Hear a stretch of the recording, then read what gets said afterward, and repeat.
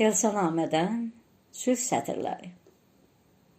Sülh bütün evlərin ocağında, odunda var.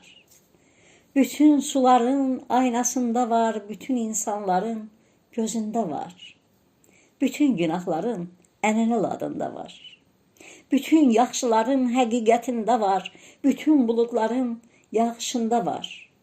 Bütün barmenlərin əlində var. Bütün güclərin mehriban səxavətində var. Bütün xeyir duaların mükəmməl və cəsur sözlərində var. Bütün bölgələrin otlaqlarında, meşəsində var. Bütün cəsurların qəhrəmanlığında var.